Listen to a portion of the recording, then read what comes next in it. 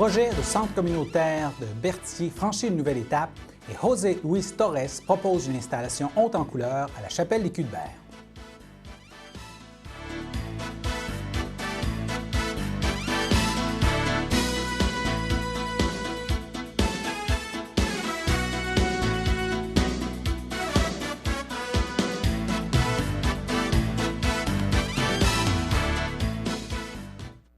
Alors bonjour mesdames, messieurs, mon nom est François Robert et bienvenue à votre bulletin d'information régionale du mercredi 8 juillet.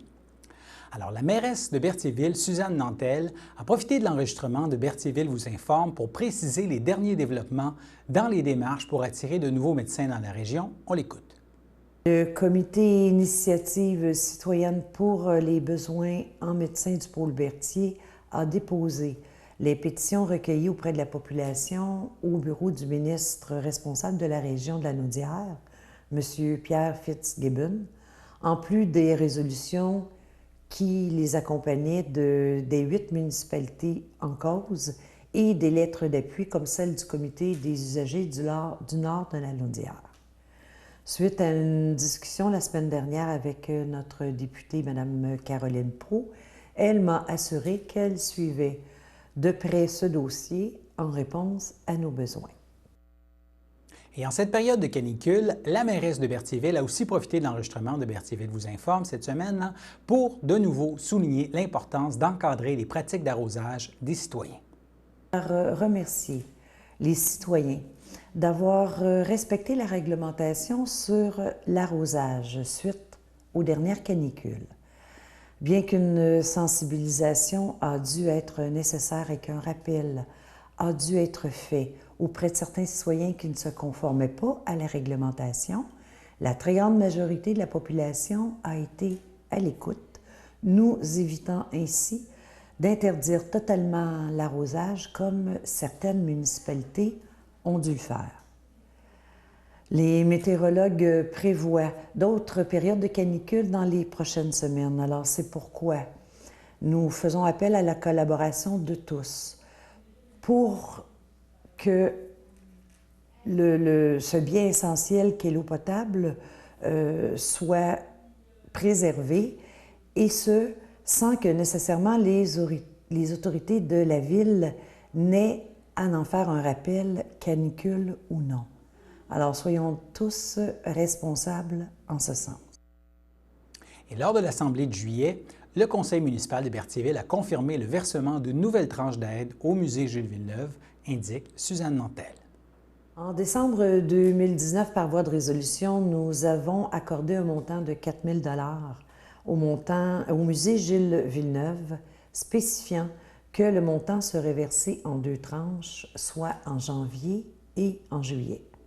Alors, nous avons donc autorisé le versement de la 2e tranche de cette contribution à l'organisme, car il s'est conformé aux exigences demandées par la Ville. Et tel qu'indiqué en manchette, le projet de centre communautaire de Berthier a franchi une nouvelle étape. La mairesse Nantel explique les derniers développements dans le dossier. Il a aussi été question d'un projet sur lequel nous travaillons depuis plusieurs mois, à savoir la construction d'un centre communautaire pouvant accueillir 140 personnes en place et lieu de l'actuel chalet des loisirs rue Laferrière, et pour lequel nous avons eu la confirmation du ministère des Affaires municipales et de l'Habitation que cette demande avait été retenue et jugée prioritaire dans le cadre du programme de réfection et construction des infrastructures municipales. Alors, cette aide gouvernementale peut atteindre l'ordre de 65 % des coûts admissibles, nous permettant la réalisation de ce projet évalué à 985 000 $. Nous envisageons que les travaux de construction devraient débuter en novembre prochain pour se finaliser en février 2021.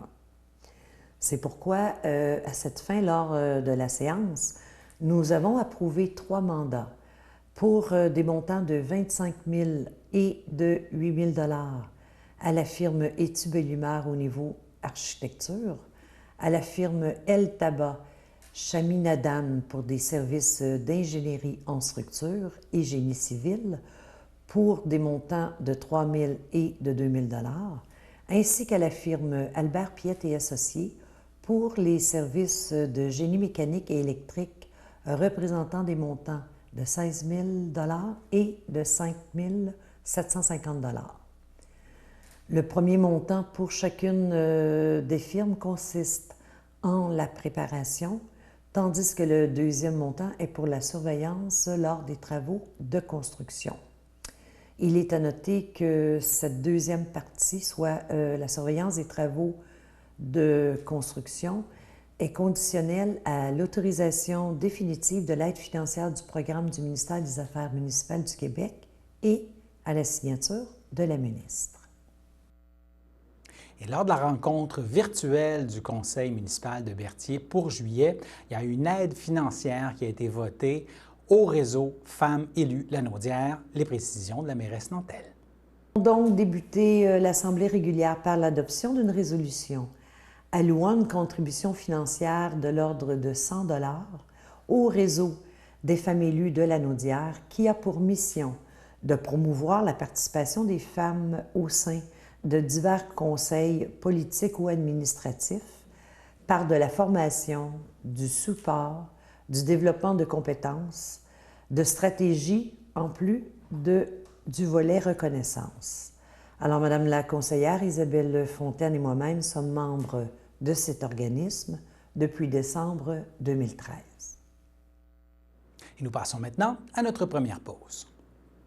Ça fait 58 masques que je fabrique. Mais s'il faut que j'en fasse 352 pour tous nous aider à tenir tête au virus, je vais le faire.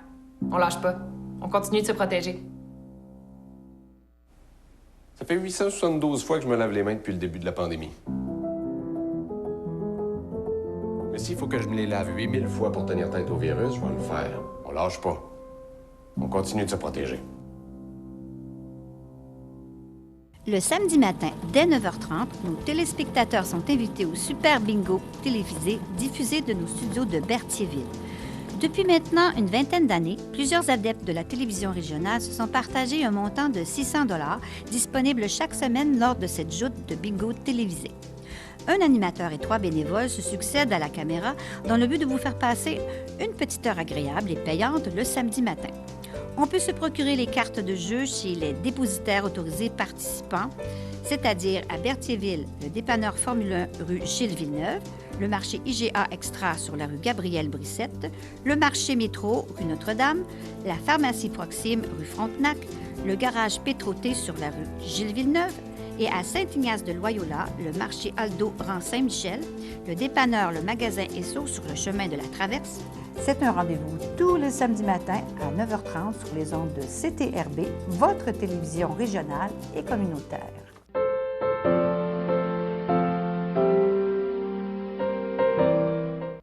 Alors, au chapitre des anniversaires pour ce mercredi 8 juillet, la FADOC de l'Île-du-Pas souhaite un joyeux anniversaire à Manon Guertin. Alors, bonne fête, Madame Guertin, c'était les anniversaires du jour.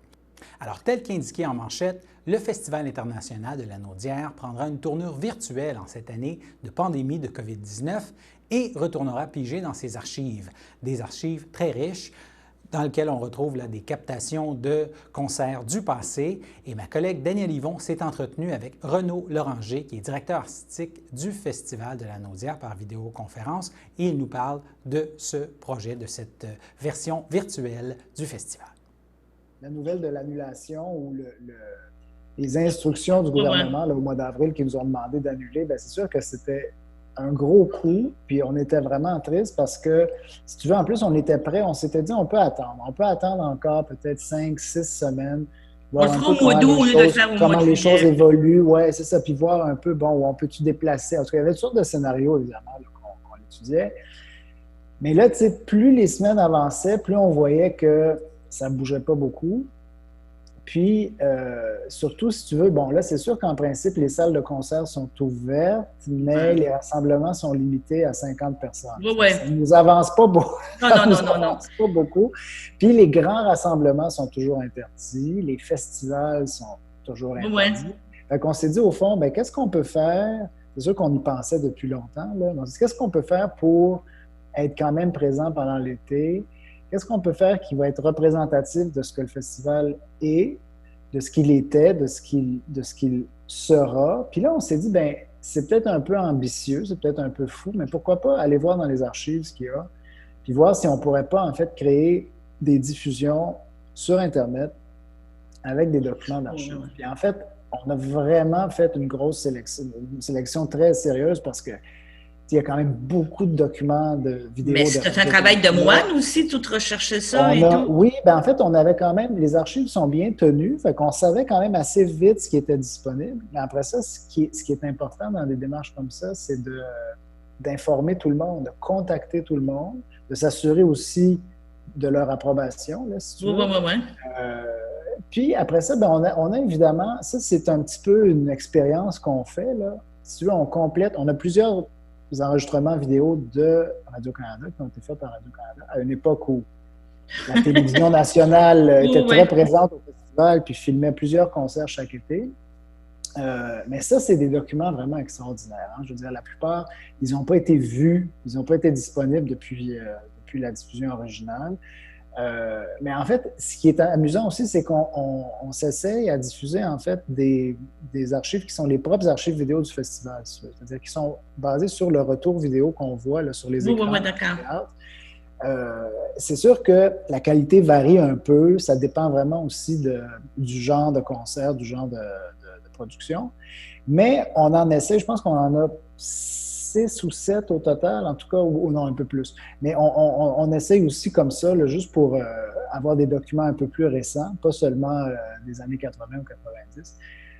Donc, c'est ça. On s'est dit, ben pourquoi pas, ça fait une belle saison virtuelle. C'est une belle manière aussi, c'est ça, de rester en contact avec les gens, puis peut-être même de permettre à un certain public qui ne connaîtrait pas l'amphithéâtre, qui ne connaîtrait pas le festival, de voir ce que c'est. D'avoir une ouverture musicale. Ben oui, puis on parle toujours de ça, on parle toujours de les gens qui voudraient venir peut-être, mais qui se disent « Ah, je connais pas ça au fond. » Oui.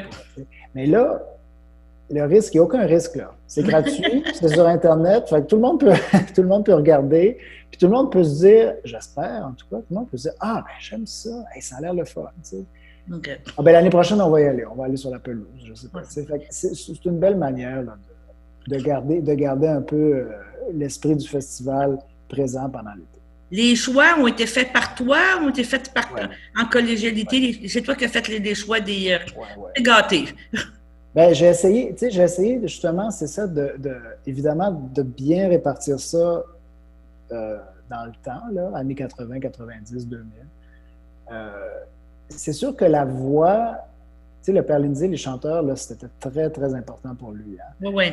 Puis ça se répercute vraiment, ça se voit dans la programmation de ces années-là. Puis ça se voit dans les archives aussi. On a des concerts, là, Renata Scotto, Gwyneth Jones, même la 8e de Mahler, là, avec plusieurs chanteurs. Bon, en fait, t'as vraiment des... Puis c'est des soirées qui, quelque part aussi, ont contribué à faire du festival ce qu'il est, à faire la réputation du festival. Oui. Puis ça, c'est vraiment passionnant. J'espère que les gens vont se brancher là, pour voir ces concerts-là, parce qu'encore une fois, on voit Renata Scotto à la cathédrale de Joliette en 1986, là, ça fait presque 35 ans. Puis tu sais, c'était... Il faut essayer de se remettre dans l'esprit de l'époque. C'était une méchante affaire. Là, oui. Renata Scotto vient de chanter à la cathédrale de Joliette dans les années 80. C'était une grande chanteuse au sommet de sa réputation, au sommet de la gloire. Tu sais. C'est un peu ça. C'est pour donner un peu un sentiment de l'histoire du festival. Puis plus près de nous, si tu veux... Voilà, le récital de Maxime Baguerov, ça, c'est un de mes souvenirs personnels les plus extraordinaires. Là. Maxime, qui avait 22 ou 23 ans à l'époque, t'imagines, là, il était vraiment... on le connaissait pas encore, mais on savait qu'il était sur le point là, de devenir une immense vedette là, un peu partout dans le monde. Tu sais, puis il vient jouer un récital à l'amphithéâtre avec Igor Oriach, là, son pianiste. Puis, il y a une anecdote aussi, si tu veux, c'est que le programme n'était pas vraiment clairement défini. Il y avait quelques morceaux au programme pour à peu près une première partie, Puis, après l'entracte, là, c'était un peu... Ad lib, comme on pourrait un dire. peu ad lib, c'est ça. Puis, elle a annoncé un peu, puis je pense que...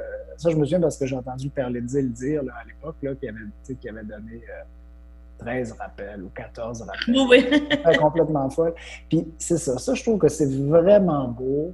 Puis, ça nous raconte vraiment notre histoire. Ça raconte l'histoire du festival. Puis, ça montre aussi que ça appartient aux gens de la région. Là. Tu sais, je pense à tes auditeurs, tout ça, là. Les gens peuvent vraiment voir ça puis se dire « Hey, ben oui, c'est donc bien le fun. » Oui, ça rappelle des beaux souvenirs. Moi, je vais pouvoir le dire personnellement, là, que ça va rappeler des beaux souvenirs, des choses qu'on a vécues, qu'on a fait. Donc, on rappelle que, dans le fond, c'est sur les mêmes dates que le festival comme tel. Donc, à partir du 10 juillet, en moyenne, jusqu'au mois d'août, à toutes les fins de semaine, c'est bien ça? C'est ça, oui. C'est pas tout à fait, c'est pas exactement les dates qu'on avait prévues pour la saison, mais c'est presque, je pense que, en fait, c'est une semaine, on commence une semaine plus tard. Mais ça suit le même format, là. Donc, les concerts, la fin de semaine, vendredi, samedi, dimanche, à des heures précises, 19h30 vendredi, samedi, 15h30 le dimanche. Puis, ils sont disponibles sur notre site seulement pour 48 heures. Donc, c'est vraiment, tu sais, il faut mettre une note à l'agenda, dire, c'est ça. Puis, c'est presque comme aller au concert en termes de planification, mais après ça, il y a quand même un petit rattrapage là, parce qu'on voulait que les gens puissent revoir. Et c'est sur les plateformes, autrement dit, c'est quoi? C'est YouTube? C'est quoi vous utilisez comme plateforme pour écoute, je ne sais plus si c'est Vimeo ou une autre, là. Ça, c'est des technicalités qui sont... Non, mais c'est sûr que je le vérifie. Oui, mais c'est surtout l'essentiel. C'est sûr que ça va être annoncé sur les réseaux sociaux, là. L'essentiel, c'est vraiment d'aller sur le site du festival, lanaudière.org. Puis, c'est ça. Ça va être le lieu principal là, de rassemblement. Bon, ben merci beaucoup d'avoir accepté de nous parler en direct de l'Allemagne ce matin. Puis, on espère vous revoir bientôt au Québec. Mais moi aussi, c'est toujours un plaisir. Puis, je suis sûr qu'on va se voir bientôt en personne. D'accord. Alors, on reste dans le domaine culturel. On vous parlait en début de semaine de l'exposition de Chloé Beaulac à la Chapelle des Culs-de-Verre. Alors, voici une autre bonne raison de visiter le site de la Chapelle des Culs-de-Verre en juillet. L'exposition de José Luis Torres a débuté et elle se poursuivra jusqu'en septembre. Ma collègue Danielle Yvon est allée à la rencontre de cet artiste natif de l'Argentine et qui habite au Québec depuis 17 ans. Son installation a été possible grâce au soutien financier du programme d'aide aux collectivités rurales de la MRC d'Autrey. Voici l'échange de l'artiste avec Danielle Yvon. Je suis accompagnée de José Luis Torres. Vous êtes d'origine d'Argentine, c'est bien ça? Là? Oui, tout à fait. Et vous êtes rendu maintenant au Canada, mais vous êtes supposé à travers le monde. Là. On est privilégié de vous avoir ici là, à la Chapelle. Oui, effectivement. Ça fait déjà comme 17 ans que j'habite ici. Okay. Mais toujours, j'ai un grand plaisir de découvrir de nouveaux endroits. De lieux un peu partout dans le Québec. Dans le Québec. Et l'exposition, le land art qu'on a ici, c'était fait pour la Chapelle des Culs-de-Verre? Oui. C'était pensé vraiment? Spécifiquement. Spécifiquement. Vous êtes venu voir le lieu, vous avez dit oui, ça m'inspire ce genre de présentation. Oui, et justement, j'ai reçu l'invitation de la directrice. Et après ça, j'ai commencé à regarder les lieux et j'ai trouvé intéressant ce côté nature, mais aussi le côté patrimonial. Okay. Alors, j'essayais de créer comme une sorte de pont, un mariage, une passerelle entre ces deux environnements. Vous avez utilisé du bois, vous êtes très, on pourrait dire, environnemental. Oui. Le bois avec le sous-bois, avec tout. Les couleurs, pourquoi ce magnifique rose fuchsia et ce jaune? Bien, pour moi, la couleur, il y a quelque chose de ludique, il y a quelque chose en lien au jeu, mais aussi, c'est quelque chose qui nous rappelle de la diversité. OK. Et dans ces temps, il faut en parler de la diversité, hein? Exactement. Alors, je me dis, cette idée d'aborder comme une métaphore ces sortes de chemins multicouleurs. Alors, c'est une invitation aux gens à réfléchir aussi. Et le thème est erratique aussi, donc c'est pour ça que le chemin n'est pas droit, j'imagine. Le chemin est un peu... c'est laissé perdre, souvent, c'est laissé perdre dans les méandres un peu de la fantaisie ou ou un peu de rêve, c'est quelque chose d'intéressant à se souvenir. Et c'est une pièce éphémère?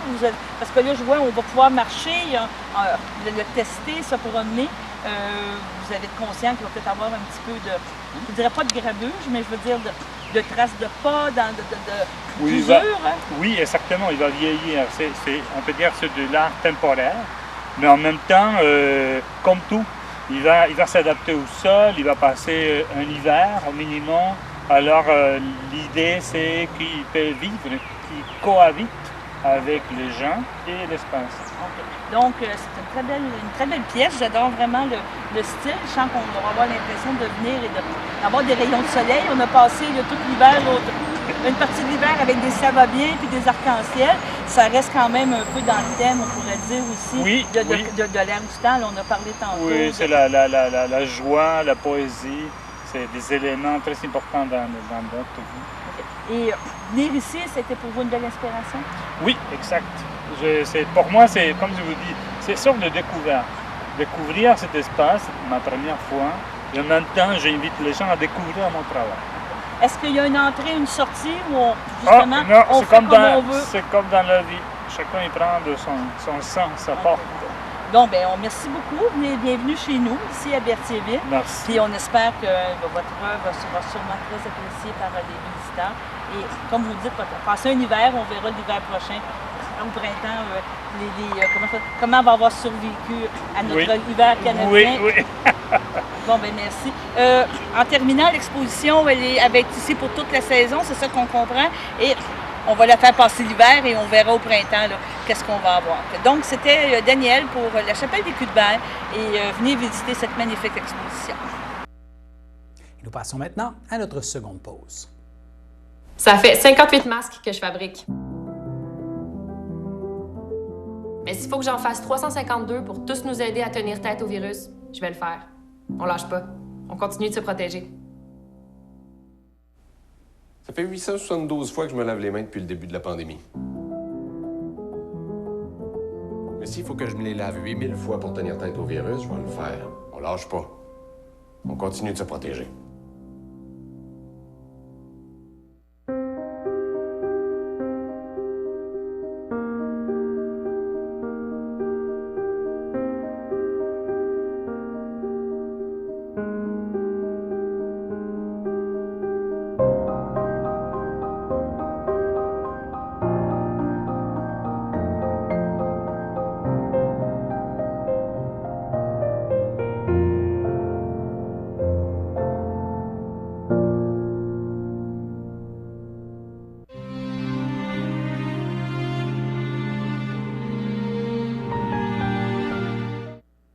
Le 7 juin, à l'âge de 90 ans, est décédé paisiblement à son domicile M. Gilles Bellumeur. Il était l'époux de Janine Clermont, demeurant à Berthierville. Lui a précédé son fils Marcel. Il laisse dans le deuil, outre son épouse, ses enfants, Marie Bellumeur et son conjoint Danny Gravel, Micheline Bellumeur et son conjoint Richard Enfield, le juge Michel Bellumeur et André Boutin, les soucis dans le deuil, ses petits-enfants, Karine Bellumeur, Patrick et Isabelle Hallé, Francis et Michael Gravel, Roxane et Vincent Bellumeur, de même que ses 7 arrière-petits-enfants et son arrière-arrière-petit-fils, les soucis dans le deuil, ses frères, sa sœur, ses belles-sœurs et beaux-frères, Azélus Bellumeur et sa conjointe Claire Hainaut, Fernand Bellumeur et sa conjointe Françoise Poulette, Claudette Bellumeur et son conjoint Marc-Henri Milot, Françoise Aubuchon, feu Jean-Paul Bellumeur, Paulette Boucher, feu Gaétan Clermont, ainsi que plusieurs neveux, nièces et autres parents et amis. La famille accueillera parents et amis en l'église Sainte-Geneviève de Berthier ce samedi, le samedi 11 juillet, dès 13h, et suivront les funérailles à 14h en l'église de Sainte-Geneviève de Berthier. À son domicile, le 18 juin, à l'âge de 20 ans, est décédé Félix Alexander, demeurant à Berthierville. Il laisse dans le deuil ses parents, sa mère Annie Guévremont et son conjoint Steve Préville, son père Martin Alexander et sa conjointe Chantal Bouchard, de même que sa sœur Ariane Alexander et son conjoint Anthony Gélina, les soucis dans le deuil Jérémy B. Langlois, Émy I. Anthony Préville, les soucis dans le deuil ses grands-parents paternels André Alexander et Lise Alexander, sa grand-mère maternelle Dorothée Latour, feu Ange-Albert Guévremont, son oncle Patrick Alexander et sa conjointe Brigitte Brousseau, ainsi que Alexis et Jérémy Morin et plusieurs autres parents et amis. Votre sympathie peut se témoigner par des dons pour la prévention du suicide. Des formulaires seront disponibles au salon. Et la famille accueillera parents et amis au complexe funéraire F-Thériault du 741 rue Notre-Dame à Berthierville ce samedi, le samedi 11 juillet de 11h à 14h, suivi d'une liturgie en toute intimité à la chapelle du complexe. À son domicile, entouré des siens, le 1er juillet, à l'âge de 62 ans, est décédée Mme Linda Desrochers, épouse de Benoît Godin, demeurant à Saint-Ignace de Loyola. Elle laisse dans le deuil, outre son époux, ses enfants, Bobby Godin et sa conjointe Julie Privé, Andréane Godin et son conjoint Mathieu Thibault, de même que ses petits-enfants, Michael, Magali, Mathis, Lydia, Rosalie et Antoine, Charles, Laurence, Kimberly, Christopher, Juliana et Rebecca. Laisse aussi dans le deuil ses sœurs, son frère, ses belles-sœurs et beaux-frères, Marielle Valois, Feu, Michel Desrochers, Monique Desrochers et son conjoint Régent Grégoire, Denis Desrochers et sa conjointe Christiane Sylvestre, Chantal Desrochers et son conjoint Michel Boucher, ainsi que plusieurs neveux, nièces et autres parents et amis. Et votre sympathie peut se témoigner par un don à la Société canadienne du cancer. Une cérémonie aura lieu en toute intimité à une date ultérieure. Et toute l'équipe de CTRB offre ses sincères sympathies aux familles et amis en deuil. Nous passons maintenant à la météo.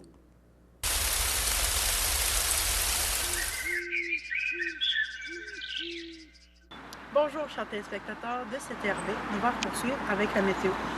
Pour aujourd'hui, mercredi après-midi, il fera 30 degrés avec un ressenti de 40 et le temps sera... Et il y aura des possibilités d'orage pas mal intenses. Alors prenez vos précautions. Pour le mercredi soir, il fera 26 degrés avec un ressenti de 36. Et ce sera une continuité dans les risques d'orage et ce sera également, comme j'ai dit précédemment, assez conséquent. Pour le mercredi nuit, il y aura pas mal de brouillard. Alors, si vous voyagez, faites attention. N'oubliez pas les mesures de sécurité sur la route en temps de brouillard. Il fera 20 degrés avec un ressenti de 22. Pour le jeudi matin, ce sera un temps généralement ensoleillé. Il fera 23 degrés avec un ressenti de 29. Jeudi après-midi, ce sera ensoleillé avec des passages nuageux. Il fera 33 degrés avec un ressenti de 42. Pour la qualité de l'air, ce sera bonne. Pour les UV, ce sera bas et pour le pollen, ce sera généralement bas. On va passer au bulletin pour les insectes. Concernant les maringouins, ce sera quand même pas mal élevé. Concernant les mouches noires, ce sera généralement faible et les mouches à chevreuil, ce sera modéré. Pour le reste de la semaine, sauf le vendredi, que les moustiques seront modérés. Merci de m'avoir écouté. C'était Célina de CTRB. Prenez soin de vous et on se dit à la prochaine. Alors voilà, c'était vos informations sur les ondes de CTRB. Revenez-nous demain pour un autre bulletin d'information régionale et merci de continuer de vous informer avec nous.